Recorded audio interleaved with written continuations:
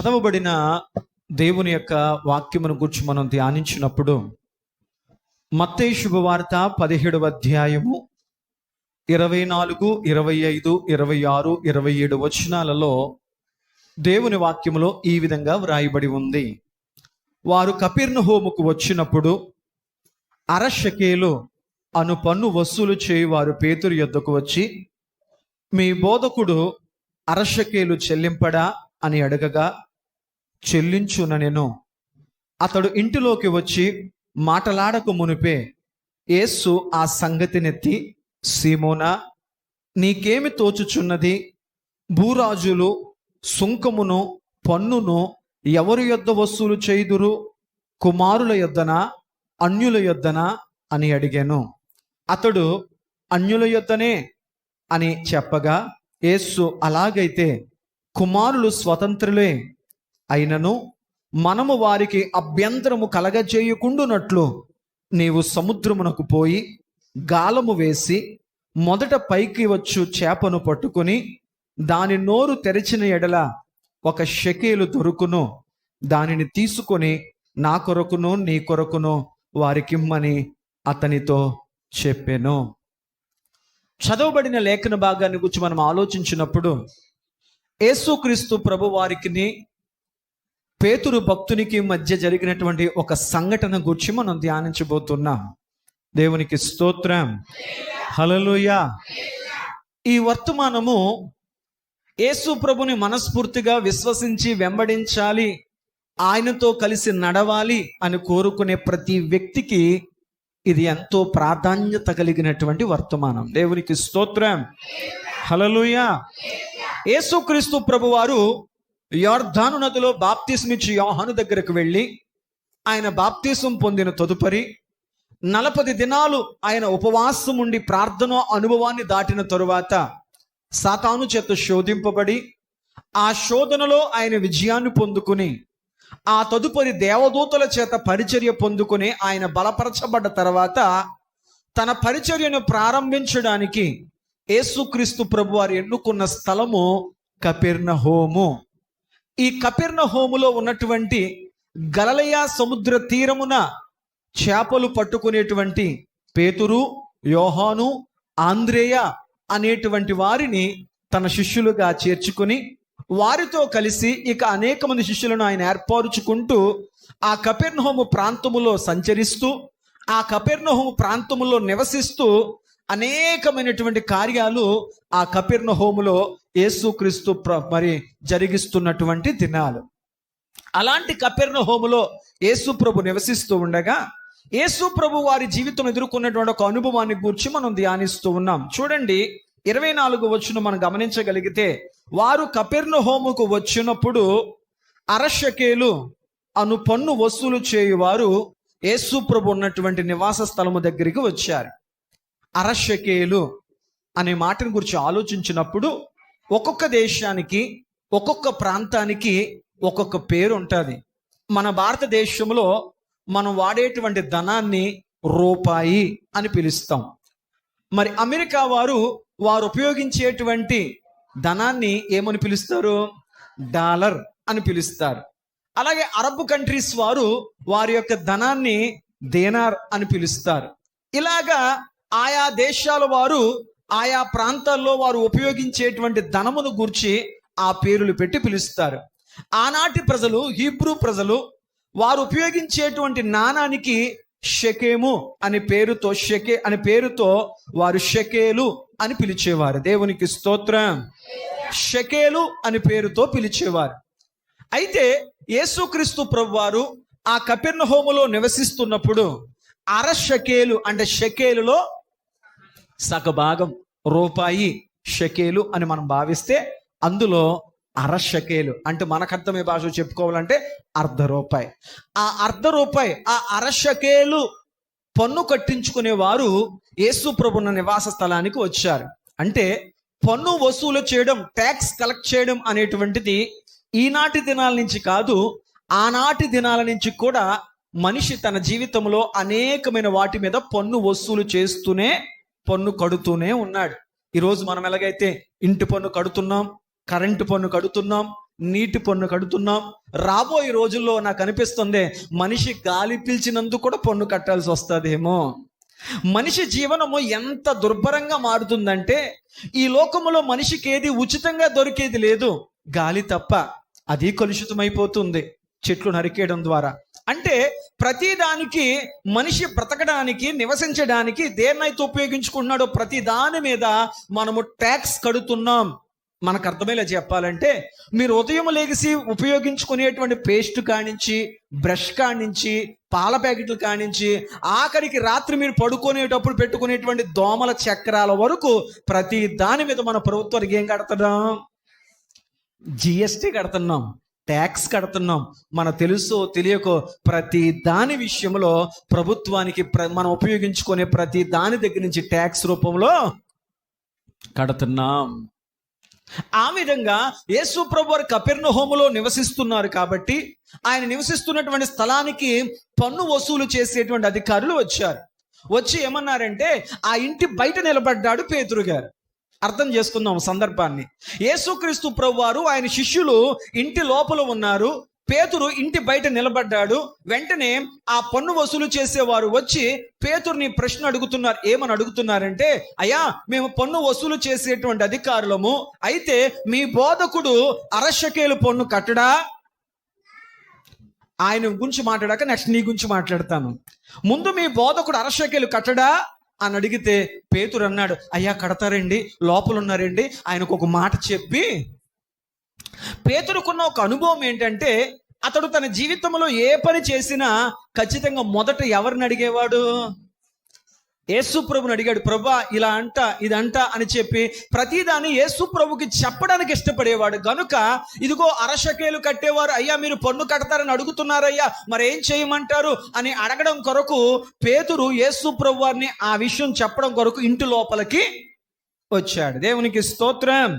అక్కడ మనం చదివినప్పుడు పేతురు యొద్దకు వచ్చి, మీ బోధకుడు అరశకేలు కట్టడా అని అల్లింపడా అని చెల్లించడా అని అడిగినప్పుడు 25వ వచనములో అతడు ఇంటిలోకి వచ్చి మాటలాడక మునుపే అని రాయబడింది.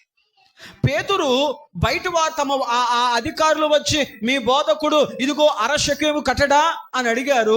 ఆ మాటను యేసు ప్రభు దగ్గరికి వచ్చి, యేసు ప్రభువా ఇదిగో అరశకేలు కట్టమని చెప్పి ఇదిగో వాళ్ళు మీ దగ్గరికి అడగడానికి వచ్చారయ్యా, మరి ఏం చేయమంటావు, ఎలా కడదాం, మన దగ్గర డబ్బు ఉందా లేదా అని అడగడానికి యేసు ప్రభుకు ఆ విషయం చెప్పడానికి అతడు లోపలికి వచ్చాడంట. లోపలికి వచ్చి పేతురు గారు నోరు విప్పక ముందే యేసు ప్రభు వారు పేతురు ఏ ఉద్దేశంతో లోపలికి వచ్చాడో, ఏం అడగడామని చెప్పి పేతురు వచ్చాడో ఆ మాటను పేతురు చెప్పక ముందే యేసు ప్రభు వారు నోరు తెరచి ఇలా అంటున్నారంటే, ఏమంటున్నారంటే, సీమోనా నీకేమి తోచుచున్నది, భూరాజులు సుంకమును పన్నును ఎవరి యొద్ద వసూలు చేయుదురు, కుమారుల యొద్దనా అన్యుల వద్దనా అని అడిగాను. పేతురు అనుకుంటున్నాడు, యేసు ప్రభు వారు ఇంటి లోపల ఉన్నారు కదా, బయట ఏం జరుగుతుందో, బయట ఎవరు వచ్చారో, బయట ఏం మాట్లాడుతున్నామో, యేసు ప్రభు లోపల ఉన్నారు, ఆయనకి ఏం తెలుస్తుంది, నేను వెళ్ళి చెప్పకపోతే ఆయనకి ఎలా అర్థమవుతుంది అని చెప్పి యేసు ప్రభుకి విషయం, బయట జరుగుతున్న విషయం తెలియదేమో అనుకుని ఆయన లోపలికి వచ్చి యేసు ప్రభుకి చెప్పక ముందే పేతురు ఎందుకు వచ్చాడో యేసు ప్రభు గ్రహించారు. హృదయాంతరంగ రహస్యములు ఎరిగిన దేవుడు పేతురు ఎందుకు తన దగ్గరకు వచ్చాడో ఆయన గ్రహించి పేతురు చెప్పకముందే పేతురుని ఒక ప్రశ్న అడిగారు. దేవునికి స్తోత్రం. ఈ వాక్యం చదివినప్పుడు నాకు వచ్చిన ప్రశ్న ఏంటంటే, ప్రభువా పేతురు లోపలికి వచ్చి తాను ఎందుకు లోపలికి వచ్చాడో చెప్పకముందే పేతురు ఎందుకు లోపలికి వచ్చాడో నువ్వు ఎలా చెప్పగలిగావు?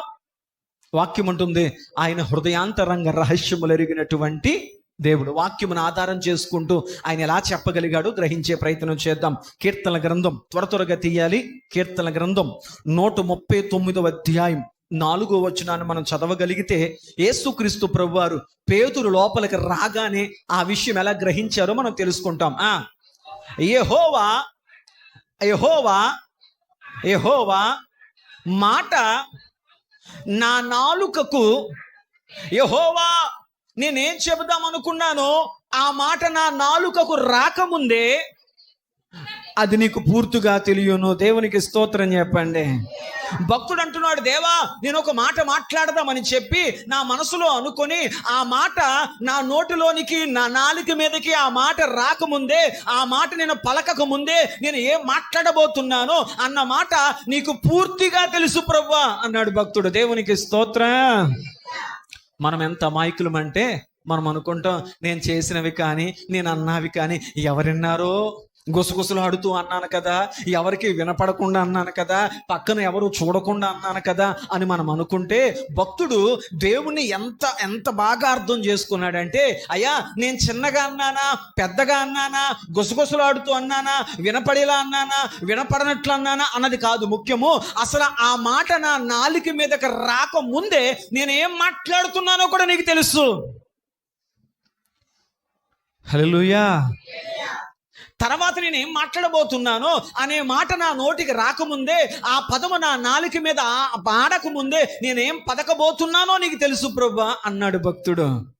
పేతురుకు అర్థమైంది, ఆయనకన్నీ నేను బయట ఏమైతే మాట్లాడానో, పన్ను వసూలు చేసే అధికారితో ఏదైతే మాట్లాడానో ఆ మాట యేసు ప్రభుకు చెప్పకముందే నా నోట్లోంచి, ప్రభువా నేను ఎందుకొరకు లోపలికి వచ్చానంటే అనే పదము నేను పలకక ముందే నేను ఎందుకు లోపలికి వచ్చానో యేసు ప్రభుకు అన్నీ కూడా వాక్యమును మనం ఆధారం చేసుకొని చూస్తే ఆయనకు నీ నాలుక మీదకు మాట రాక మున్పే నువ్వేం మాట్లాడబోతున్నావో కూడా దేవునికి తెలుసు. దేవునికి స్తోత్రం. ఇక పేతురు గారు చెప్పే పని లేకుండా, పేతురు గారు లోపలికి ఎందుకు వచ్చారు అన్న విషయంతో పని లేకుండా యేసు ప్రభువే పేతురుని ఒక ప్రశ్న అడిగాడంట. ఏంట ప్రశ్న అంటే, సీమోనా పేతురా నేను ఒక ప్రశ్న అడుగుతాను, ఏంటి అని అడిగితే అక్కడ అడిగిన ప్రశ్న ఏంటంటే, భూరాజులు సుంకమును పన్నును ఎవరి యొద్ద వసూలు చేయుదురు? ఈ లోక అధికారులు, ఈ లోక నాయకులు, ఈ లోక ఉద్యోగస్తులు ఎవరి దగ్గరకు వచ్చి పన్ను వసూలు చేయాలి? వాళ్ళకి ఎవరు పన్ను కట్టాలి? ఇద్దరు గురించి చెప్తాను. నెంబర్ 1 అన్యుల, నెంబర్ 2 కుమారుల అన్నాడు. ఎవరు పన్ను కట్టాలి రూలుకి? అన్యులు పన్ను కట్టాలా, కుమారులు పన్ను కట్టాలా? ఇద్దరిని గురించి ప్రభు మాట్లాడారు. ఒకటి అన్యులు, రెండవది వాక్యం చక్కగా అర్థం చేసుకుంటే తప్ప మనము గ్రహింపును కలిగి ఉండలేం. అందరూ కట్టాలా, లేకపోతే అన్యులు మాత్రమే కట్టాలా, కుమారులు మాత్రమే కట్టాలా? ప్రభువా ఆ అన్యులంటే ఎవరు, కుమారులంటే ఎవరు? అన్యులు అంటే దేవుని ఎరగని వారు. అన్యులు అంటే దేవుని చిత్తములో, దేవుని ప్రణాళికలో, దేవుని ఉద్దేశ్యములో లేనివారు. దైవ చిత్తానికి, దేవుని సన్నిధికి దూరంగా బ్రతుకుతున్న వారు అన్యులైతే వారు కట్టాలా, లేకపోతే కుమారులు కట్టాలా, స్వతంత్రులు కట్టాలా? దేవునికి స్తోత్రం.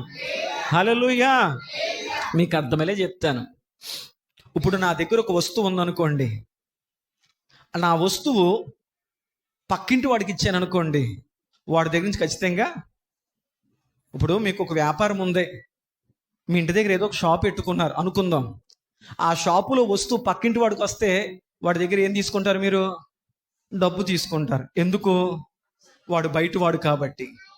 అలా కాకుండా మీ ఇంట్లో ఉన్న వ్యక్తి, లేకపోతే నీ కుమారుడే ఆ షాపులోకి వచ్చేదని ఒక వస్తువు తీసుకొని తిన్నాడు అనుకోరే, నువ్వు తీసుకున్నాక డబ్బులు కట్టు అంటామా?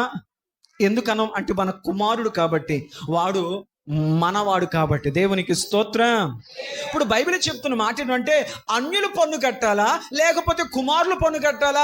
మొదట అన్యులంటే ఎవరంటే దేవునికి దూరస్తులుగా ఉన్నవారు, దేవుని ఎరగని వారు, వారు ఏమాత్రము దేవుని ఏర్పాటులో లేనటువంటి వారు అన్యులు.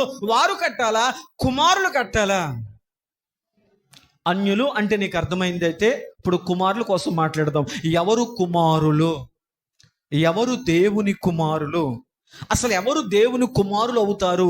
ఎవరిని దేవుని కుమారులు అని పిలవడానికి అర్హత పొందిన వారిగా ఉంటారు?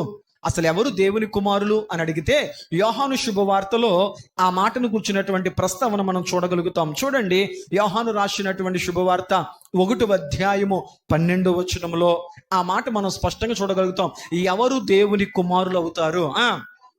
ఆయనను తనను ఎందరూ అంగీకరించుదురో వారందరికిని, అనగా తన నామమందు విశ్వాసముంచు వారందరికిని దేవుని పిల్లలగుటకు ఆయన అధికారం ఇచ్చాడు. దేవునికి స్తోత్రం చెప్పండి.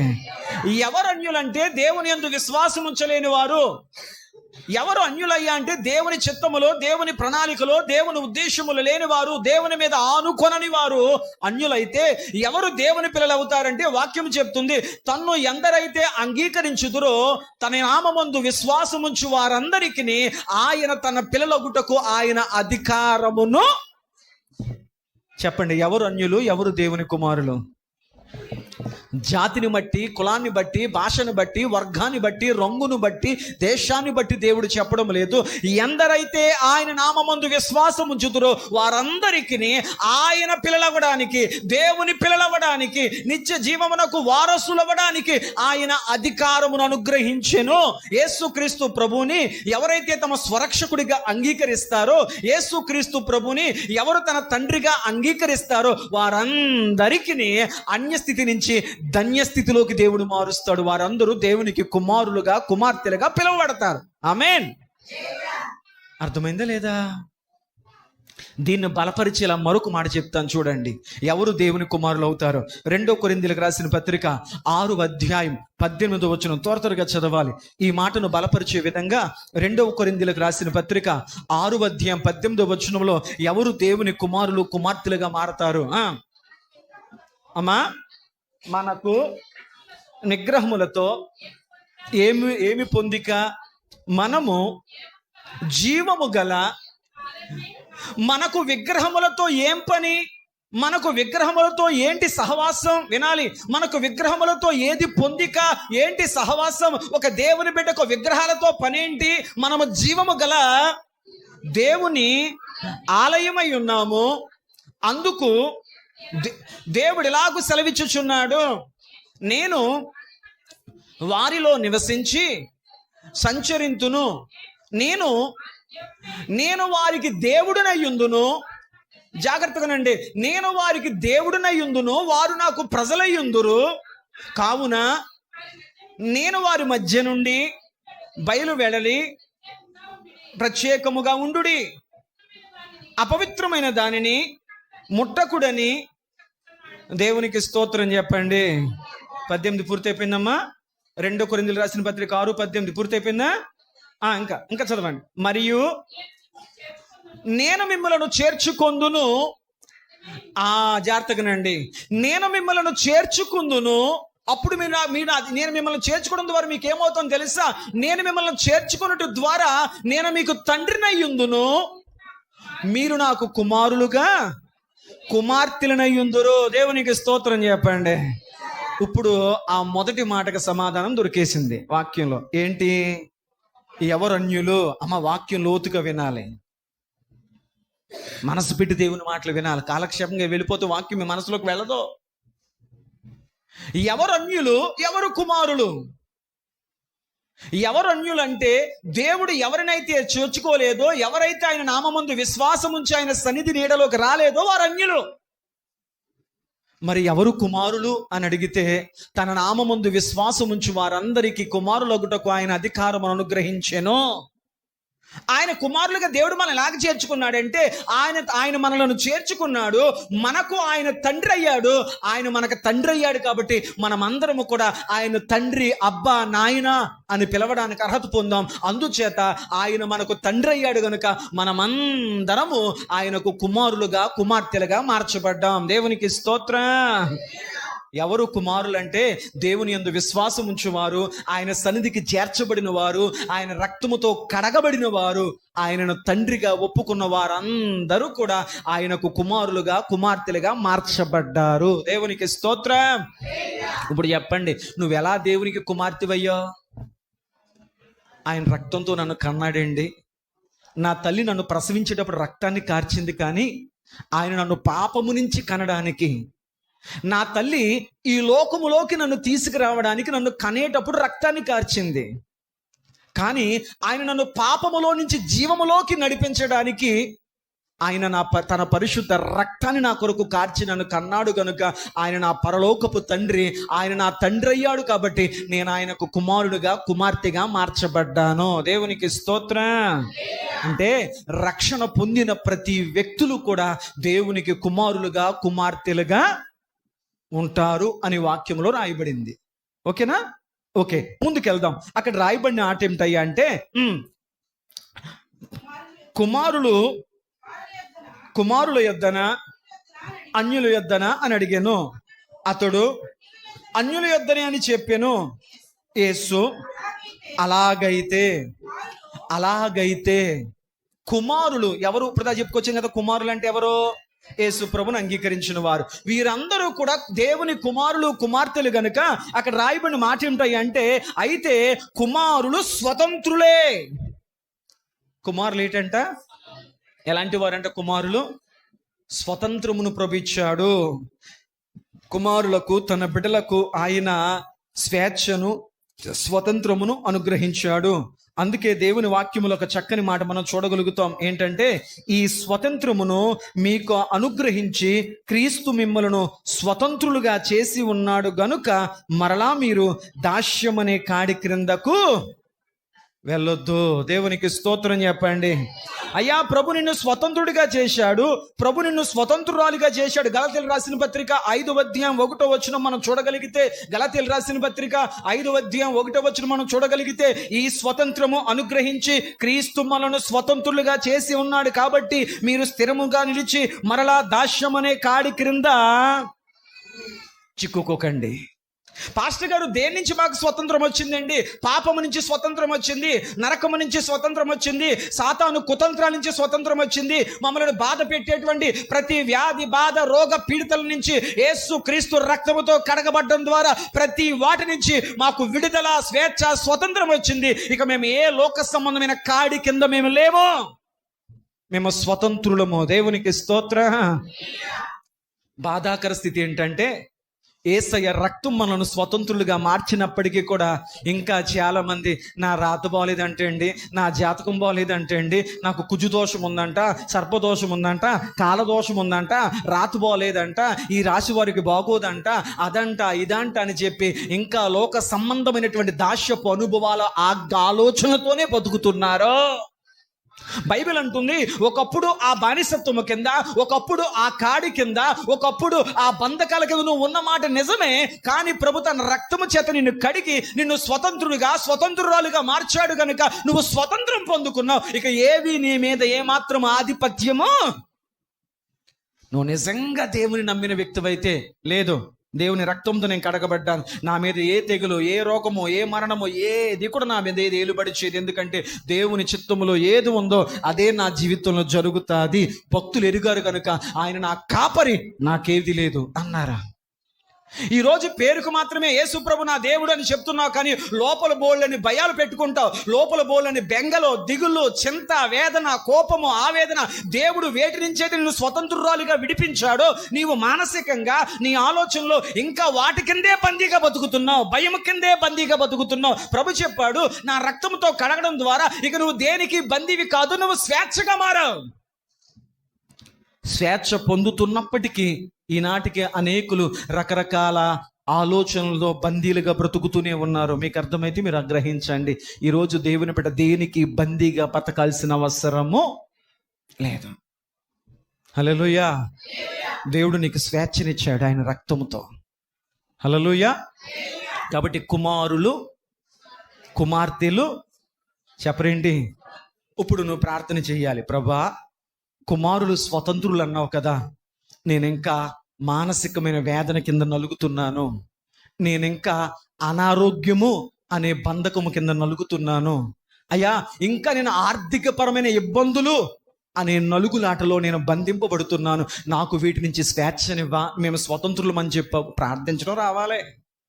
అన్నింటికి దీవించే దీవించే దీవించే దీవించే కాదు, నువ్వు వాక్యమును ఆధారం చేసి ప్రార్థన చేయి. ఎన్నిసార్లు చెప్తాను ప్రతి వారం కూడా, అమ్మ వాక్యమును ఆధారం చేసి ప్రార్థన చేయండి. వాక్యమును ఆధారంగా చేసుకొని, ప్రభువా ఇలా అన్నావు కదా, ఆ మాటను బట్టి ప్రార్థిస్తున్నావు, ఈ మాట నా పట్ల నెరవేర్చవా అని వాక్యాన్ని పైకెత్తి ప్రార్థించగలిగే వ్యక్తివైతే ఈ మాట పైకెత్తి ప్రార్థించు. ప్రభువా, కుమారులు స్వతంత్రులు అని చెప్పావు కదా, ఇదిగో నేను ఇంకా అనారోగ్యం అనే కాడి కింద ఉన్నాను, నేను ఆర్థిక ఇబ్బందులనే కాడి కింద ఉన్నాను, భయము, బెంగ, చేతి వేదన, రేపేమవుతుందో, ఎల్లుండేమవుతుందో, పిల్లలేమైపోతారని చెప్పి రకరకాల భయాలు, భీతుల మధ్య ఇంకా నేను బందీగా బతుకుతున్నాను, నాకు ఆ స్వేచ్ఛను అనుభవించే స్థితి ఇవ్వా.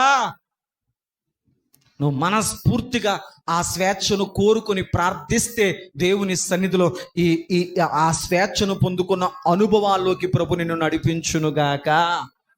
బాధాకరం ఏంటంటే మనల్ని మనమే బంధించేసుకుంటాం. నా బతుకు ఇంతే, నా రాతి ఇంతే, నా స్థితి ఇంతే, నా పరిస్థితి ఇంతే, నేను ఇలాగే బతకాలి, ఇలాగే చావాలి, నేను బంధించేసుకుంటావు. కానీ ప్రభు అన్నాడు, బంధింపబడ్డావు తల్లి, ఒకరోజు నేను నిన్ను విడిపించేశాను.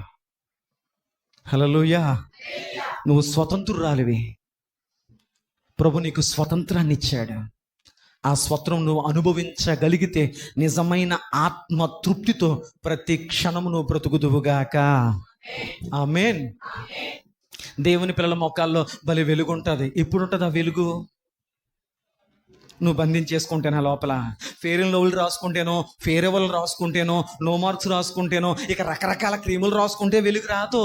నీ హృదయం ఎప్పుడైతే స్వేచ్ఛను అనుభవిస్తాదో ఆ స్వేచ్ఛను బట్టి నీ హృదయం ప్రకాశిస్తుంది, ముఖం ప్రకాశిస్తుంది.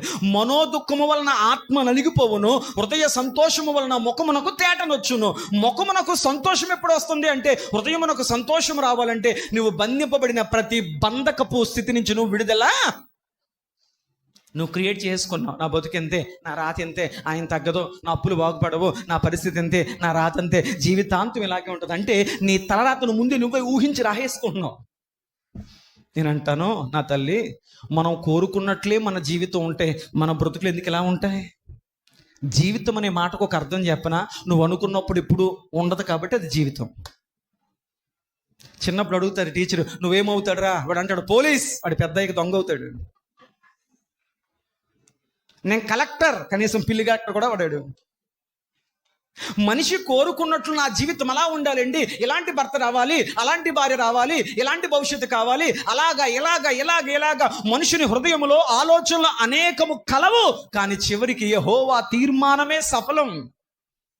ప్రభుని అడుగు, ప్రభా ఇలాంటి అనుభవాలు గుండా గడపడం నా జీవితం నీకు ఇష్టమా? యోబు గారే గడిపాడు కదా 2-3 సంవత్సరాల కట్టిక హీన స్థితిలో. కానీ ఆ అనుభవం జీవితాంతం లేదే. కొన్ని సంవత్సరాలే ఆ వేదనకర అనుభవం. ఆ తదుపరి అంతకంటే రెట్టింపు దీవులతో ప్రభు నడిపించాడు. అంటున్నాను, కుళ్ళిపోయిన శరీరమే పసిబిడ్డ దేహంగా మారినప్పుడు నీ ఎముకలకు, నీ నరములకు, నీ దేహమునకు దేవుడు శక్తినివ్వడా? ఇస్తానని ప్రభు అంటున్నాడు. ఇవ్వలే, మా బతుకెంత నువ్వు అంటున్నావు. హల్లెలూయా, హల్లెలూయా. కుమారులు స్వతంత్రులు, ఈ మాట అర్థమైతే ముందుకెళ్తా. అర్థమైంది. నెక్స్ట్ ముందుకు వెళ్దాం.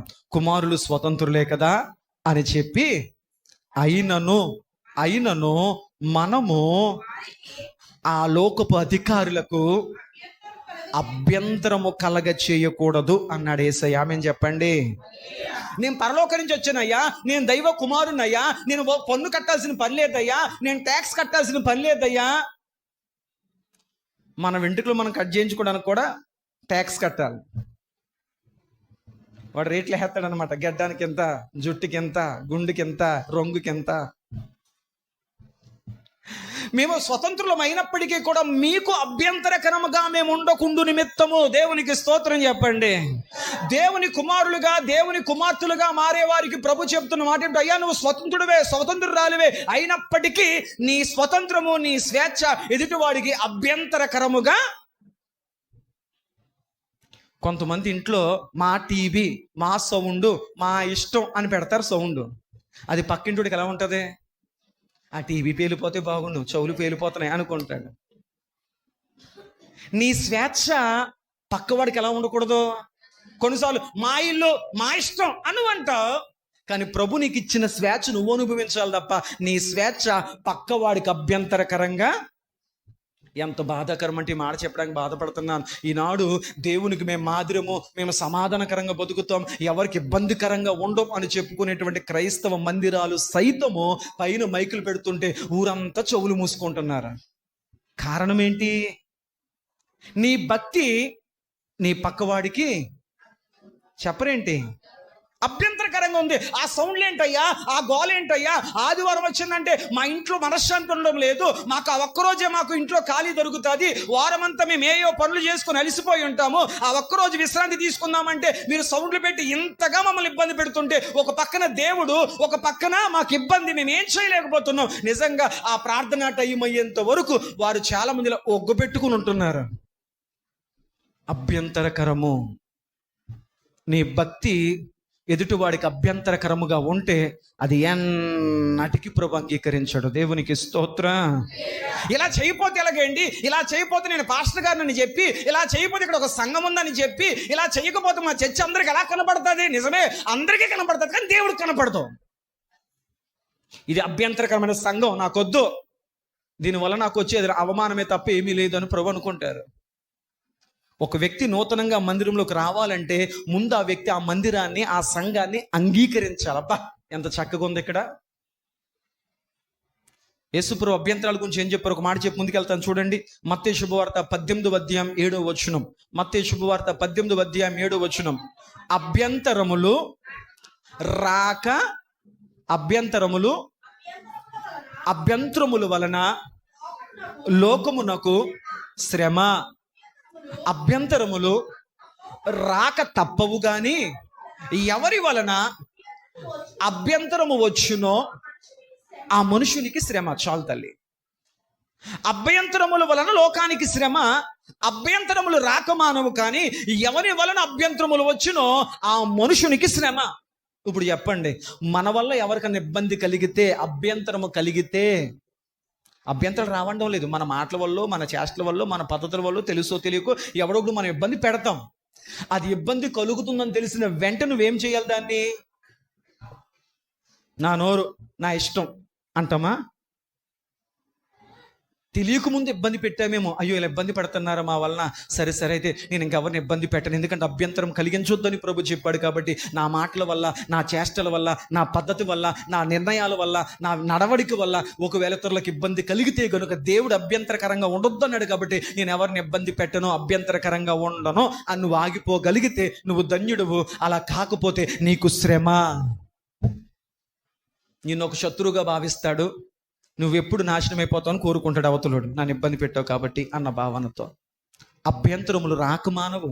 ఒకవేళ నా వల్ల, నీ వల్ల, ఒకరి వల్ల ఒకరికి ఏదో రకమైన ఇబ్బందులు కలుగుతుంటాయి, కానీ అది ఇబ్బంది కలుగుతుందని తెలిసిన వెంటనే దాన్ని మనము ఇబ్బంది కలిగించకుండా ఆపే ప్రయత్నం చేయాలి. అలా కాకుండా ఇతరులకు మనం ఇబ్బందికరంగా ప్రవర్తించగలిగితే అలా అభ్యంతరము కలిగించు వానికి శ్రమ. ఇప్పుడు ఈ మాటను బట్టి మనం ప్రార్థించుకోవాలి. ప్రభువా, ఇంతవరకు ఒకవేళ నా వల్ల, నా మాటల వల్ల, నా చేష్టల వల్ల, నా ఇరుగు పొరుగు వారికి, నా బంధువులకు, నా తోటి వారికి ఎవరికైనా నేను అభ్యంతరకరంగా ఉన్నానేమో దయచేసి క్షమించు. ఇక ఎవరికి అభ్యంతరకరంగా ఉండునట్లు అట్టి గ్రహింపును నాకు దయచేయి. ఇలా మాట్లాడితే బాధపడతారేమో, ఇలా ప్రవర్తిస్తే బాధపడతారేమో అని చెప్పి ఎదుటివారు అభ్యంతరకరంగా ఉండకున్నట్లు నన్ను చేయి ప్రభువా. అలా నేను ఉండగలిగితే ఆ శ్రమ అనే అనుభవంలోకి నేను వెళ్లకుండా కాపాడబడతాను. దేవునికి స్తోత్రం. పాస్టర్ గారండి, ఎప్పుడు శ్రమలే వస్తున్నాయండి, ఎప్పుడు కష్టాలే వస్తున్నాయండి, ఎప్పుడు ఇబ్బందులే కలుగుతున్నాయండి, దెబ్బ వెనకాల దెబ్బ తగులుతుందండి అని నువ్వు అడిగితే మొదట నువ్వు పరీక్షించుకోవాల్సింది ఏంటయ్యా అంటే, నువ్వు ఇతరులకు అభ్యంతరకరంగా ఉన్నావేమో ఒకసారి చూసుకో. అర్థమైందా లేదా? ఇతరులకు ఒకవేళ అభ్యంతరకరంగా ప్రవర్తిస్తూ నేను చాలా గొప్పదాన్ని, చాలా గొప్పోడిని అనుకున్నావు అనుకో, ప్రభు అంటున్నాడు నీ వల్ల ఇతరులు ఇబ్బందులు పడుతున్నారు కనుక నీకు శ్రమ. పరీక్షించుకోండి, స్వపరీక్ష. ప్రభువా, నా ద్వారా ఎవరికి ఇబ్బంది కలగకుండునుగాక, నేను ప్రశాంతంగా బతకాలి, నా కుటుంబం ప్రశాంతంగా ఉండాలి, నా చుట్టూ ఉన్నవారు కూడా ప్రశాంతంగా బతకాలి. దేవునికి స్తోత్రం. ఎంతకాలం బతుకుతామో గ్యారంటీ లేదు, బతికిన కాలమన్నా ప్రశాంతంగా బతకండి. అభ్యంతరములు రాకు మానవు, కానీ అది ఎవరి వలన వచ్చునో వారికి శ్రమ. కాబట్టి మనము వాళ్ళకి ఇబ్బంది కలిగించొద్దు, మనం వాళ్ళకి అభ్యంతరకరంగా ఉండొద్దు అని చెప్పి యేసుప్రభు ఏమన్నారు చూడండి. అభ్యంతరకరంగా ఉండొద్దు కాబట్టి పన్ను కట్టేద్దాం. ఏమన్నారు అయ్యా, వింటున్నారా? అభ్యంతరకరంగా ఉండొద్దు కాబట్టి పన్ను కట్టేద్దాం. పేతురు పన్ను కట్టాయి అన్నాడు యేసుప్రభు. మేము కట్టం అంటే అభ్యంతరం. కట్టే అభ్యంతర వాళ్ళకి మనకి ఎందుకు ఇబ్బంది, అభ్యంతరకరంగా ఉండడం ఎందుకు, మన స్వతంత్రులమే, మనం కట్టాల్సిన వారం కాదు, అయినప్పటికీ కూడా వారికి ఇబ్బందికరంగా ఉండదు, కట్టే అన్నాడు యేసు ప్రభు. వెంటనే పేతురు, ప్రభువా కట్టాలా? ఆ చేపల వల, ఆ పడవ అన్ని అక్కడ వదిలిపెట్టి వచ్చేసాం కదా ప్రభా, కడతాకి ఎక్కడా? నీ దగ్గర లేదు, నా దగ్గర లేదు. మరి ఎలా ప్రభా? ప్రభు చెప్పాడు, కట్టమన్న వాడిని కట్టే దారి చెప్పనా? బతుకు అన్నవాడిని బతికించే మార్గం చెప్పనా? వాగ్దానం ఇచ్చిన వాడిని ఆ వాగ్దానం నెరవేరే దారి నేను చూపించిన. దేవునికి స్తోత్రం. ప్రభుని అడగండి, ప్రభు నాకు ఈ వాగ్దానం ఇచ్చావు కదా, ఈ వాగ్దానం నెరవేరే దారి నాకు కనపడతలేదు, వాగ్దానం ఇచ్చిన దేవుడు ఆ వాగ్దానం నెరవేరే దారి కూడా చూపించమని అడగండి. నేను కట్టు అని చెప్పి నేను వదిలేయడం లేదయ్యా, అలా కట్టడానికి ఏ దారి కూడా నువ్వు వెళితే కట్టగలుగుతావు నేను చెప్తాను. నువ్వెవరి దగ్గర చాపొద్దు, ఎవరి దగ్గర నువ్వు దేహి అనొద్దు, ఎవరి దగ్గర నీ చేతులు చాపొద్దు, నేను చెప్పినట్టు చేయి అని యేసు ప్రభు అన్నారు. పేతురు, నీకు అసలు వచ్చిన పని ఏంటి? ప్రభా నాకా చేపలు పట్టడం వచ్చు. అయితే యేసు ప్రభు అన్నారు, సముద్రం దగ్గరికి వెళ్ళు. వెళ్తాను ప్రభా, నీకు వచ్చిన పనే చేయి, నీకు వచ్చిన పనే చేయి, కానీ నేను చెప్పినట్టు చేయి. నీకు వచ్చిన పనే చేయి, నీకు వచ్చినట్లు కాదు, నేను చెప్పినట్లు. నీకేమొచ్చు? నీ చేతికి ₹1 రావాలంటే నువ్వేం చేయగలదు? ఒకరి దగ్గర అడుక్కోకూడదు, ఒకరి దగ్గర చేయి చేపకూడదు, నువ్వేం చేయగలదు? ప్రభా నాకు వచ్చిన పని చేపలు పట్టడం, అయితే నీకు వచ్చిన పని ద్వారానే నేను చెప్పినట్లు చేయి అన్నాడు. ఆయన ఏం చేయమన్నాడు? నీవు సముద్రం యొద్దకు వెళ్ళమన్నాడు. దేవునికి స్తోత్రం చెప్పండి. హల్లెలూయా, హల్లెలూయా. సముద్రం దగ్గరికి వెళ్ళమన్నాడు. పేతురు సంతోషం వచ్చేసింది. ప్రభు ఏం చెప్పబోతున్నారు? ఓకే, నాకు చేపలు పట్టడం వచ్చు కాబట్టి ఆయన సముద్రం దగ్గరికి వెళ్ళి చేపలు పట్టమంటాడు అని చెప్పి, ఓకే ప్రభు వెళ్తున్నాను అని చెప్పి ఆయన చేపల వాళ్ళు రెడీ చేసుకుని వెళ్ళబోతున్నాడు. అంటే ప్రభు చెప్పారు, సముద్రం దగ్గరికి వెళ్ళు, కానీ వలట్టికి వెళ్ళొద్దు, కానీ వలట్టికి వెళ్ళొద్దు. ఆయన ఏమన్నాడు? సముద్రం దగ్గరికి వెళ్ళి గేలం వెయ్యి అన్నాడు. ఆయన ఏం వేయమన్నాడంట? నాకు అర్థం కాలే. ఇదేంటి ప్రభా, మనం ఇది పన్ను కట్టాలంటే కావాల్సిన డబ్బులు మనకు రావాలంటే వాలెట్కి వెళ్ళి వలేస్తే దాంట్లో బోలని చేపలు పడతాయి, వెంటనే టకమని చెప్పి ఆ చేపలు అమ్మేస్తాను, రేటు కట్టి అమ్మేస్తాను, వచ్చిన డబ్బులతో పన్ను కట్టేస్తాను. నువ్వు అలా కాకుండా వాలెట్కి వెళ్ళొద్దు, గేలమేమంటున్నావేంటి? అసలు నీకు విషయం తెలుసా? సముద్రంలో గేలమెత్త అసలు చేపలు పడతాయా? ఏ సరస్సుల్లోనో, ఏ నదుల్లోనో, ఏ కొనల్లోనో వెళ్ళి పెట్టమంటే అక్కడ నీళ్లు నిశ్చలంగా ఉంటాయి కాబట్టి చేప దొరికే అవకాశం గేలానికి ఉంటుంది. సముద్రంలో గేలేస్తే అలల ప్రవాహానికి, అలల తాకిడికి అసలు ఏ చేప కూడా వచ్చి ఆ గేలంలో పడే ఛాన్స్, ఆ అలల తాకిడికి, ఆ ప్రవాహ ఒత్తిడికి ఏ చేప ఒడ్డుకి రాదు. వచ్చినా నా గేలానికి ఆ ఒత్తిడికి దొరకదు. నాకు తెలుసు, నేను 2 సంవత్సరాలుగా చిన్నప్పటి నుంచి చేపలు పడుతున్నాను, నాకు తెలియదా? నువ్వు పొరపడుతున్నావయ్యా, గేలం కాదు వలేసుకెళ్తాను అనలేదు. తన అనుభవం అంతటిని కూడా పక్కకు పెట్టి యేసు ప్రభు గేలం వేయమన్నాడు గనుక యేసయ్యకు ఎదురుగా మరొక మాట చెప్పకుండా గేలాన్ని పట్టుకుని వెళ్ళాడు. దేవునికి స్తోత్రం చెప్పండి. హల్లెలూయా, హల్లెలూయా. పేతురుకు బాగా వచ్చిన పని చిన్నప్పటి నుంచి చేపలు పట్టడం. యేసు ప్రభు సముద్రానికి వెళ్ళి చేప పట్టమన్నారు, కానీ దేని పట్టుకెళ్ళొద్దన్నారు? వలొద్దు అన్నారు. మరి ఏం పట్టుకెళ్ళమన్నారు? గేలం పట్టుకెళ్ళమన్నారు. ఇప్పుడు మీకు వచ్చిన పని గురించి నేను చెప్పాను అనుకో, ఊరుకోండి పాస్టర్ గారు, మీకేం తెలుసు, అది మాకు కొట్టిన పిండి, ఇదిగో ఇలా చెయ్యాలి అని మీరు చెప్తారు. ఒడియాలు పట్టాలి అన్నాను అనుకో, ఇక చెప్పడం మొదలెడతారు. గుమ్మడి ఒడియాలా, పిండి ఒడియాలా, ఆ ఒడియాలా, ఈ ఒడియాలా. మాకు పేతురుకు చేపలు పట్టడము ఎంతో తెలిసిన విద్య, కానీ తెలిసినట్లు కాదు, నేను చెప్పినట్లు చేయి. మనకు భక్తి తెలుసు, కానీ మనకు తెలిసిన భక్తి కాదు. ప్రభా నాకు తెలియంది నాకు నేర్పు అన్నాడు యోబు. నాకు నువ్వు చెప్పు ప్రభా, అయితే వల పట్టుకెళ్ళొద్దయ్యా, గేలం పట్టుకెళ్ళు. దేవునికి స్తోత్రం, హల్లెలూయా. అక్కడ ఒక మాట చెప్పి ముందుకు వెళ్ళిపోతాను, టైం అయిపోతుంది. పేతురు తన అనుభవాన్ని, తన జ్ఞానాన్ని, సమస్తాన్ని పక్కకు పెట్టి ఒక్క మాట ఎదురు చెప్పకుండా, అలాగే ప్రభా గేలమే పట్టుకెళ్తానని చెప్పి అతడు దేవుని మాటకు విధేయుడై వెళ్ళాడు. దేవునికి స్తోత్రం. మనమైతే ఎన్ని సలహాలు ఇస్తామో, ఎన్ని సూచనలు చెప్తామో, లేదు ప్రభు నువ్వేది ఎట్టమంటే ఎదురుకెళ్తాను, నీ మాట ముందు నా జ్ఞానము, నా తెలివి, నా బ్యాక్గ్రౌండ్, నాకున్నటువంటి సమర్థత, సామర్థ్యము, అనుభవాలు ఏవే పనికిరావు, నువ్వేది ఎట్టుకెళ్ళమంటే అదే ఎట్టుకెళ్తానని చెప్పి పేతురు తన ఒక్క మాట మాట్లాడకుండా గేలాన్ని పట్టుకునే వెళ్ళే ముందు ప్రభు చెప్పాడు, పేతురు ఎందుకు నిన్ను వలసుకెళ్ళొద్దన్నాను తెలుసా? ఎందుకు వలొద్దన్నాను తెలుసా? నేను బైబిల్లో లేదా నేను చెప్తున్నా వినండి. ఎందుకు దేవుడు వలయొద్దు అన్నాడు తెలుసా? ఒకవేళ అనుకుంటున్నాను, ప్రభా ఎందుకు గేలం ఎట్టుకెళ్ళమన్నావు, వలేసుకెళ్తే బోలని చేపలు వద్దును కదా. కానీ ప్రభు ఉద్దేశం ఏంటంటే, ఒకవేళ వలేసావనుకో, ఆ వలలో అన్ని రకాలు పడతాయి. ఎన్ని పడతాయి? కప్పలు పడవచ్చు, పీతలు పడవచ్చు, జలగలు పడవచ్చు, పాములు పడవచ్చు, ఇంకా రకరకాల చెత్త చెదారం అంతా పడవచ్చు. కాబట్టి ఇవి వద్దు, నువ్వు గేలం మాత్రమే వెయ్యి. ఆ గేలానికి ఏ చేప దొరకాలో ఆ చేప దొరికేలా ఆ చేపకు నేను ఆజ్ఞాపిస్తాను. ఆమెను చెప్పండి. నా మాటకు లోబడి నువ్వు చేయాల్సిన పని నువ్వు చెయ్యి. నువ్వు చేసిన పనికి ఏ ఫలితం ఇవ్వాలో నేను ఇస్తాను. దేవునికి స్తోత్రం. నువ్వు వలేసావనుకో, ఆ వలలో రకరకాల చేపలు పడవచ్చు, జలగలు పడవచ్చు, కప్పలు పడవచ్చు, పాములు పడవచ్చు, ఏవేమో పడవచ్చు. కానీ అవేవి మనకొద్దు. నువ్వు నా మాట విని గేలాన్ని వెయ్యి. ఆ గేలానికి ఏ చేప పడాలో ఆ చేపకు నేను ఆజ్ఞాపిస్తాను. దేవునికి స్తోత్రం. హల్లెలూయా, హల్లెలూయా. ఈనాడు కూడా ఒక దైవజనుడితో దేవుడు చెప్తున్న మాట, దైవజనుడా, ఈ లోకమనే సముద్రంలో నీవు దేవుని వాక్యం అనే గేలాన్ని వేయి. ముగింపుకి వెళ్ళిపోతున్నాను, టైం అవుతుంది కాబట్టి. దైవజనుడిగా ఉన్న ఒక కాపరితో ప్రభు చెప్తున్న మాట ఏంటంటే, దైవజనుడా, ఈ లోకమనే సముద్రములో రకరకాల మనుషులు ఉన్నారు, రకరకాల మనస్తత్వాలు కలిగిన వారు ఉన్నారు, రకరకాల అభిప్రాయాలు కలిగిన వారు ఉన్నారు.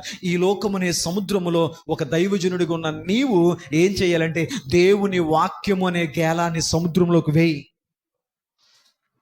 ఈ లోకమనే సముద్రంలోకి దేవుని వాక్యాన్ని వేయి. నేను అంటాను, కాదు ప్రభా, గేలం అయితే కొద్దిమంది ఒకటే పడదు ప్రభా, ఒక విశ్వాసే దొరుకుతాడు ప్రభా. అలా కాకుండా ఈ లోకమనే సముద్రంలో ఆత్మల రక్షణ కొరకు ఒక వలేస్తాను ప్రభా. ప్రభు అన్నాడు, వద్దు. వినండి, ఇక్కడ ఒక మాట, వద్దు.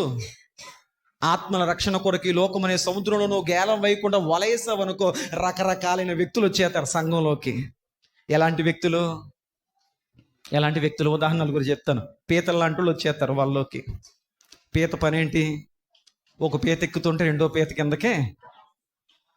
ఎదుటి వారి యొక్క ఎదుగుదల చూడలేక అసూయపడి కిందకి లాగే వ్యక్తులు వచ్చేస్తారు ఆ వలలోకి, సువార్త వలలోకి. కాబట్టి వద్దు.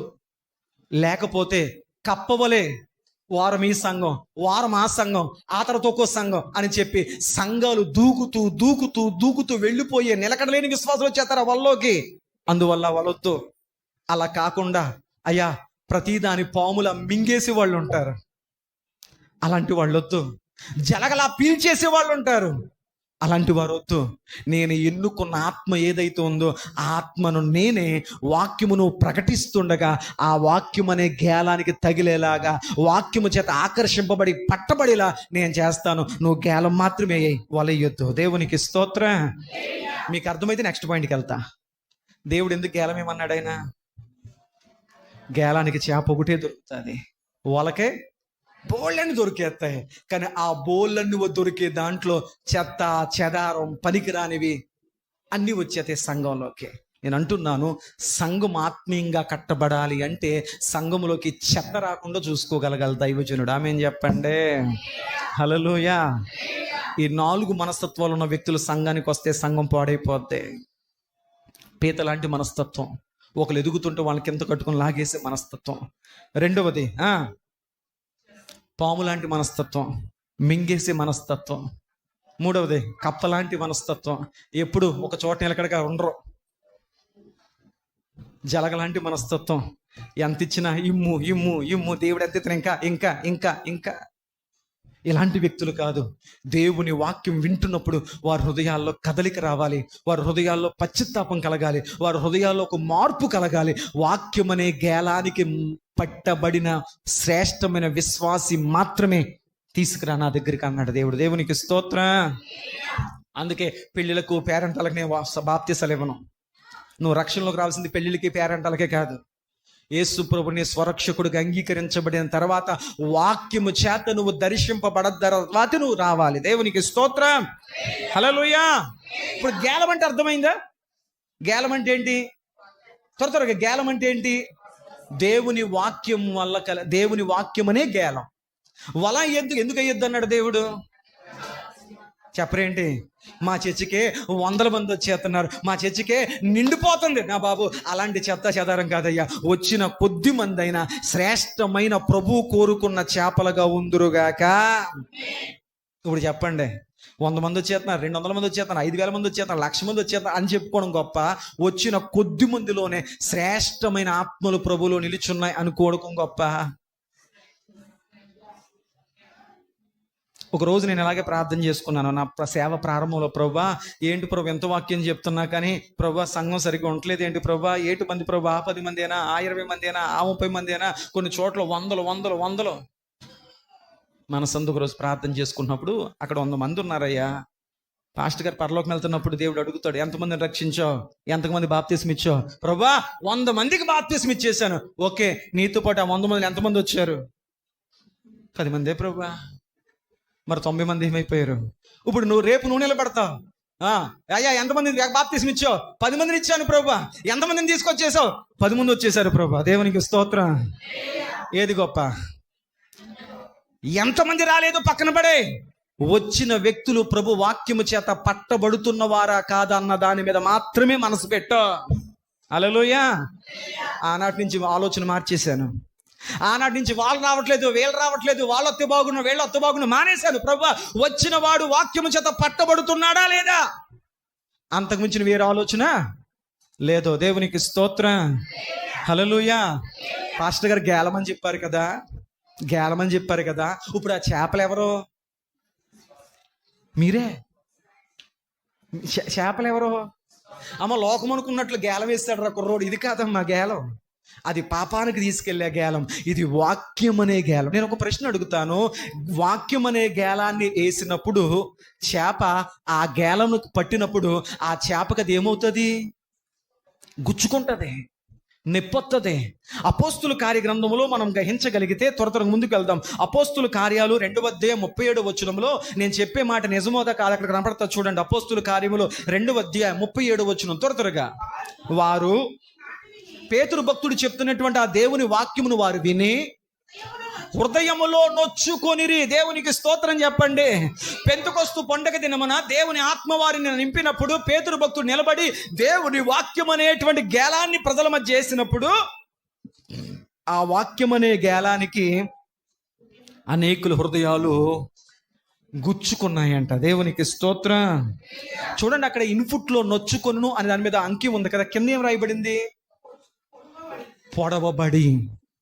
గేలం చేపకి వెళ్ళిన తర్వాత ఏమవుతుంది? చేపకి గేలం చెప్పరేటమ్మా, పొడుచుకుంటుంది. ఇప్పుడు నిజంగా దేవుని వాక్యం నీ దగ్గరికి రాగానే ఆ వాక్యం నీకు ఎలా తగలాలి?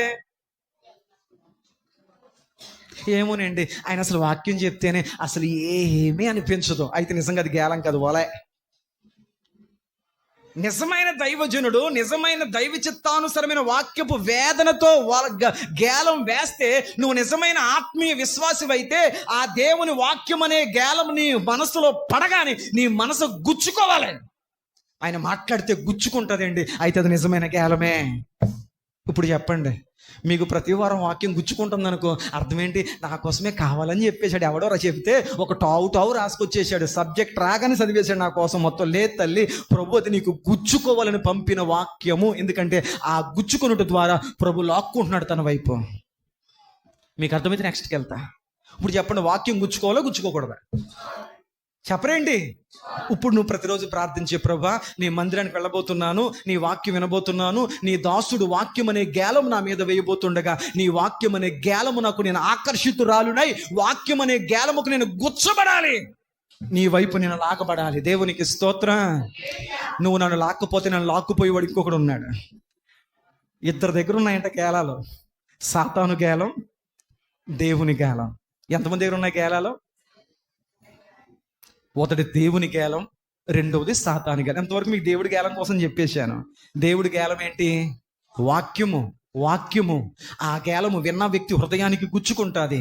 ఆ వాక్యము పవిత్రత వైపు, పరిశుద్ధత వైపు, యథార్థత వైపు, నీతి వైపు, యథార్థమైన భక్తి వైపు ఆ గేలము లాగుతుంది. మరి ఆ గేలానికి దొరకలేదనుకో, రెండో గేలం రెడీగా ఉంది. ఏ గేలం అది? రెండో గేలం ఉంది. ఏ గేలం అది? చూడండి, రెండో గేలం చెప్తాను. ఆమోసు గ్రంథం 4:2 త్వరగా చదవండి. ఆమోసు గ్రంథం 4:2 సాతాను గేలం ఎలా ఉంటుందో చెప్తాను. పావు గంటలు ముగించాలి. ఆమోసు గ్రంథం 4:2 ఒక కాలము వచ్చుచున్నది, అప్పుడు శత్రువులు మిమ్మును, అమ్మా ఒక దినము రాబోతున్నది, ఆ దినమున శత్రువులు మిమ్ములను కొంకుల చేత, మీలో శేషించిన వారిని దేని చేత తల్లి? గాలముల చేతను, అమ్మా గాలముల చేత పట్టుకొని లాగుదురు అన్నాడు దేవుడు. ఉందా గేలం? ఏ గేలం ఇది? శత్రువు చేతిలో ఉన్న గేలం. మన శత్రువు ఎవడో? సాతాను. దేవుని చేతిలో ఉన్న గేలము దేవుని వాక్యమైతే, సాతాను చేతిలో ఒక గేలం ఉంది. ఆ శత్రువైన సాతాను నువ్వు దేవుని వాక్యానికి దొరకకపోతే వెంటనే వాడుకు గేలం వేసేస్తాడు వెంటనే పట్టుకొని. ఆ గేలం పేరేంటో తెలుసా? నాశనము, పాపము, అపవిత్రత, ఇక రకరకాల అనుభవాల వైపు ఆ గేలం వేసి లొక్కుపోతాడు. శత్రువైన సాతాను చేతిలో గేలం ఉంది. నమ్మరా? ఇంకొక మాట చెప్తాను చూడండి. హబక్కు గ్రంథం 1:15 సాతాను చేతిలో ఉండే గేలాన్ని గురించి మరొకసారి లోతుగా ధ్యానం చేద్దాం. హబక్కు గ్రంథం 1:15 వాడు వాడు వాడు గేలము వేసి మానవులందరినీ గుచ్చి లాగేస్తున్నాడో. చాలు తల్లి, సరిపోయింది. ఇంకా మీకు సబ్జెక్ట్ కావాలా? దేవుని దగ్గర ఒక గేలం ఉందంట. ఆ గేలము దేవుని వాక్యం అంట. ఆ గేలము గుచ్చుతాదంట. అది హృదయాన్ని గుచ్చుతుందంట. ఆ గేలము ద్వారా నువ్వు దేవుని వైపు, ప్రార్థన వైపు, మందిరం వైపు, నిజంగా నువ్వు ఆ గేలంలో ఉన్నావు కాబట్టి ఏదేమైనా చర్చి మానవు. చర్చికి వెళ్ళిపోవాలి, ప్రార్థనకి వెళ్ళిపోవాలి. నాకు ప్రార్థన వచ్చినా రాకపోయినా, విన్న అర్థమైనా అర్థం కాకపోయినా, టైం అయ్యేసరికి మందిరానికి వెళ్ళిపోవాలి అని నువ్వు మందిరానికి లాగబడుతున్నావు కదా. నువ్వు నిజంగా దేవుని గేలములో ఉన్నావు కాబట్టే మందిరానికి మానకుండా రాగలుగుతున్నావు. నువ్వు ధన్యురాలివి. కొంతమంది దేవుని గేలానికి దొరకరు. అప్పుడు వెంటనే ఏ గేలానికి దొరుకుతారు? ఖచ్చితంగా రెండిట్లో ఏదో గేలానికి దొరకాలి. సాతాను గేలానికి దొరకాలి. వాడు గేలం వేస్తాడు, వాడు మనసును గుచ్చుతాడు. ఆ గుచ్చిన గేలం నిన్ను ఎక్కడికి లాక్కెళ్తా తెలుసా? నిత్య నరకాగ్నిలోకి లాక్కి వెళతాది. కాబట్టి వాక్యం అనే గేలమునకు దొరికే ప్రభు చిత్తానుసారమైన ముగించేస్తున్నాను. ముందుకు వెళ్ళండి. చూడండి, యేసు ప్రభు చెప్పారు, గేలము తీసుకుని వెళ్ళుము. మొదట పైకి వచ్చి చేపను పట్టుకొని దాని నోరు తెరిచిన ఎడల, దేవునికి స్తోత్రం చెప్పండి. ఒక 10 నిమిషాలు ఉందాం. 11 కానీ ముగించేస్తాను. చాలా విషయాలు చెప్పాను. గేలం అర్థమైంది. ఆ గేలాన్ని పట్టుకొని సముద్రం దగ్గరికి వెళ్ళు, గేలం వెయ్యి. ఆల్రెడీ నేను చేపకు ఆజ్ఞాపించాను, ఆ చేప వస్తాయి. పేతురు గారి మనసులో అసలు ఎన్ని ప్రశ్నలు రావాలో తెలుసా? ప్రభా, సముద్రానికి వెళ్ళమన్నంత వరకు బాగుంది, వలొద్దంటున్నావు, గేలం ఏమన్నావు. అసలు గేలానికి చేపలు పడవ ప్రభు, ఈ సముద్రం ఒత్తిడికి, ప్రవాహానికి, ఉధృతికి. అయినా గేలం ఏమంటున్నావు? ఏస్తాను. నువ్వేమంటున్నావు? చేప పడతాది అన్నావు. ఓకే, పడతాది, ఓకే, ఒప్పుకుంటాను. నా ఇన్ని సంవత్సరాల నా జాలరి జీవితంలో ఎన్ని చేపలు పట్టాను, ఒక్క చేప నోట్లో కూడా డబ్బులు దొరకలేదు. మీకు అర్థమైందా? మా చిన్నప్పటి నుంచి చేపలు పడుతున్నానయ్యా. చేపలు పట్టిన ప్రతిసారి మేమే చేపలను మంచిగా బాగు చేసేస్తాము. ఏ చేప నోట్లో కూడా నువ్వు చెప్పిన డబ్బులు ఇన్ని సంవత్సరాల్లో మాకు దొరకలేదు. నువ్వు చెప్పేది అంతా కూడా అసలు వినడానికి, నమ్మడానికి అగమ్య గోచరంగా ఉంది. అందుకే ప్రభు అంటాడు, అయ్యా దేవుని కార్యాలు కంటికి కనపడవో, చెవికి వినపడవో, హృదయానికి గోచరంగా. చేప నోట్లో డబ్బులు ఉండటం ఏంటండి? ఇన్ని సంవత్సరాలు మా చేపలు పట్టే జీవితంలో ఒక్క చేప నోట్లో డబ్బులు నాకు దొరకలేదు. నువ్వేమంటున్నావు? గేలం ఏమంటున్నావంట? చేప దొరుకుతుందంట, ఆ చేప నోట్లో డబ్బులు ఉంటాయంట, ఆ డబ్బులు తీసుకొచ్చి పన్ను కట్టమంటున్నావు. అసలు సాధ్యమా? సాధ్యమా? చెప్పరేడు తల్లి. కానీ పేతురు నమ్మాడు. దేవునికి స్తోత్రం. ఇంకా చెప్పాల్సింది చాలా ఉన్నాయి, కానీ ముగించేస్తున్నాను. పేతురు నమ్మాడు, వెళ్ళాడు, గేలం వేశాడు. ఇంకొకటి చెప్పనా? చేపకు దేవుడు చెప్పాడు, ఈ సముద్రంలో చాలా మంది గేలాలు వేస్తారమ్మా, నా పేతురు వేసిన గేలానికి నువ్వు పడు. చేప దేవుడి మాట వింది, తనను తాను అర్పించుకుంది గేలానికి. అర్థమైంది అనుకుంటున్నాను. యోనా విషయములో పెద్ద మత్స్యము దేవుని మాట వింది, దేవుని మాట కొరకు 3 దినాలు యోనాను మింగకుండా అరిగించకుండా అది ఉపవాసం ఉంది. ఈనాడు మన ఉపవాసం ఉండవు, కానీ మన ఇంట్లో అద్భుతాలు జరిగిపోవాలి. మన మోకాళ్ళు ఉంచం, మన ఇంట్లో సమస్యలన్నీ తీరిపోవాలి. చేపలు విన్న దేవుని మాటకు 3 దినాలు ఉపవాసం ఉంది యోనాను మింగిన చేప. నేనేమన్నా తింటే దాంతోపాటు ఆ యోనా గారు కూడా కరిగిపోతాడని. ఈ చేప దేవుని మాటకు విని తనను తాను గేలానికి మనం పడతాం. ఇదిగో దేవా నా జీవితం ఆ పాదమస్తకం నీకు అంకితం ప్రభు అంటాడు. ఆ పాదమస్తం అంకితం ఎందుకమ్మా? ఓ 2 గంటలు చచ్చికిరా ప్రభు, ఆ పాదమస్తకం నీకు ఇస్తాను, కానీ ఆ 2 గంటలే కుదురుతలేదు కదా. తీరా జరిగింది ఏంటంటే చూడండి, చేప దేవుని మాటకు లోబడి అది గేలానికి. చేప గొప్పతనం ఏంటో తెలుసా? చేప నీటికి వ్యతిరేకంగా వెళ్తుంది. చేప శుభ్రమైన నీటిలో ఉండడానికి ఇష్టపడుతుంది. నీటికి వ్యతిరేకం అంటే లోకానికి వ్యతిరేకంగా బతకాలి. వాళ్ళేమనుకుంటారో వీళ్ళేమనుకుంటారో అని దేవుడు పెట్టి అనుకోడు. వాక్యం ఎలా ఉందో ఆ వాక్య ప్రకారం నేను బ్రతకాలి, లోకానికి ఎదురుగా బ్రతకాలి. శుద్ధీకరింపబడిన నీటిలోనే ఉండడానికి ఇష్టపడాలి. స్వచ్ఛమైన నీరు దొరకాలి, స్వచ్ఛమైన వాక్యం దొరకాలి, స్వచ్ఛమైన ఆరాధన దొరకాలి అని కోరుకునేవాడు నిజమైన ఆత్మీయంగా ప్రభులో బలపడే ఒక విశ్వాసి. దేవునికి స్తోత్రం.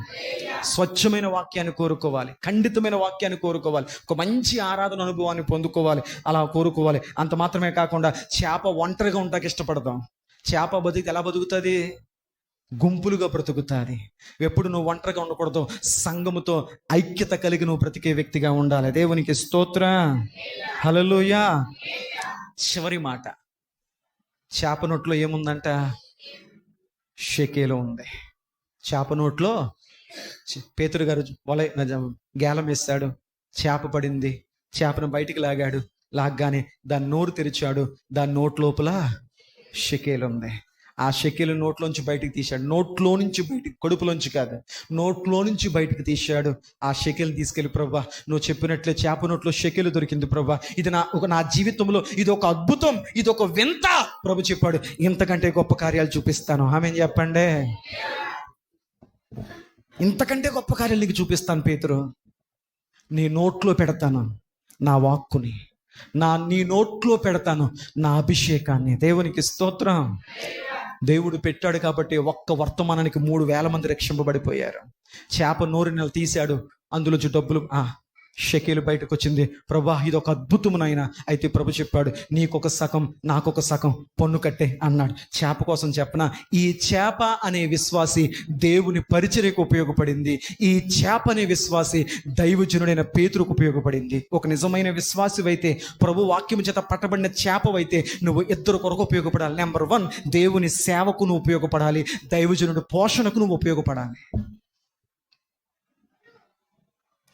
యేసు ప్రభువారు షెకేం రాగానే దీన్ని నీ కొరకు నా కొరకు కట్టు. ఎవరిలోంచి వచ్చింది ఇది? చేపలో నుంచి. చేప అంటే ఎవరు? విశ్వాసి. విశ్వాసి 2 కొరకు తాను అర్పణ ఇవ్వాలి. నెంబర్ 1 దేవుని పరిచర్య. అమ్మా ఈ సంవత్సరం భోజనాలు, అమ్మా సన్నిధి భోజనాలు, అమ్మా దైవ కార్యక్రమాలు, అయ్యా ఇదిగో దేవునిది. 2వది పేతురు గారు దైవజనుడి కొరకు కూడా ఆ చేప తనను, ఒక మంచి విశ్వాసి దేవుని కొరకు దైవజనుడి కొరకు తాను గుప్పులు విప్పడానికి సిద్ధపడాలి. ఇది వాక్యం చెప్పిన మాట. దేవునికి స్తోత్రం. ఇప్పుడు చెప్పండి, దేవుడు మీ అందరి నోట్లో ఏం పెట్టునుగాక?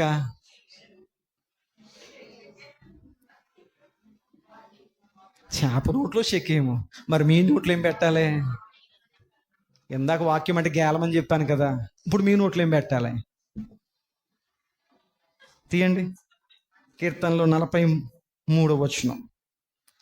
కీర్తనలో 40వ అధ్యాయం 3వ వచనం.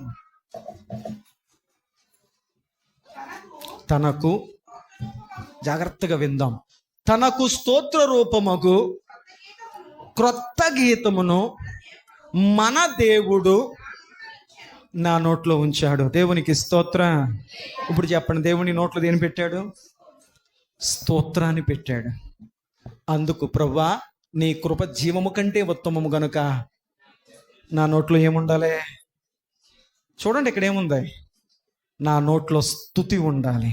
తనకు స్తోత్ర రూపముగు కొత్త గీతమును దేవుడు నా నోట్లో పెట్టాడంటే, నువ్వు ప్రభు వాక్యము చేత పట్టబడే వ్యక్తివైతే నీ నోట్లో నిత్యము దేవునికి మహిమ కలిగే స్తోత్రము నువ్వు చెప్పుదువుగాక. ఆమేన్. ఈ మాటలను బట్టి దేవుని కొరకు ఉపయోగపడేటువంటి వాక్యము చేత పట్టబడేవి. పేతురు అనుభవాలు మనం చూసాం. దేవుని మాటకు లోబడ్డాడు. తన అనుభవాలు, తన యొక్క దేని మీద అతడు ఆధారపడలేదు. దేవుడు ఏం చెప్తా చేయమన్నాడు. దేవుడి మాటకు పేతురు విధేయుడై వెళ్ళాడు. రెండో, అంతకుముందు ఎవరికి మన అభ్యంతరకరంగా ఉండొద్దని ప్రభు చెప్పాడు. మూడవది గేలము. దేవుని గేలము వాక్యము అది ఖచ్చితంగా గుచ్చుకుంటుంది, ప్రభు వైపు లాపుతుంది. సాతానుకు ఒక గేలం ఉంది, ఆ గేలము నీకు గుచ్చుకుంటుంది. అది నిత్య నరకాగ్ని పాపము వైపు లాక్కు వెళుతుంది. ఈ రెండిట్లో ఏదో ఒక గేలానికి మనిషి దొరకాల్సిన వాడే. మనిషి చేప, నిజమైన చేప మురికి నీటిలో ఉండదు. స్వచ్ఛమైన నీరు, స్వచ్ఛమైన వాక్యం. గద్దింపు కావాలి, సరిచేయాలి, నన్ను మంచి మార్గంలో పెట్టాలి నా దైవజనుడు అని వాక్యాన్ని కోరుకునే చేపగా ఉండాలి. చేప ఒంటరిగా ఉండదు, గుంపులుగా, సమూహముతో, ఐక్యతతో కలిసి బ్రతుకుతుంది. అర్థమైంది? చివరిగా ఆ చేప దేవునికి ఉపయోగపడింది, దైవజనునికి ఉపయోగపడింది. ఒక విశ్వాసి దేవుని పనిలో ఉండాలి, దైవజనుని యొక్క పోషణకు కూడా తన గుప్పిలను విప్పాలి. మరి ఆ చేపగా నువ్వు ఉంటే నీ నోట్లో ఉండాల్సిందేటో తెలుసా? ఆనాటి చేపలో షెకెము దొరికింది. ఈనాడు నీ నోట్లో దేవుడు పెట్టిన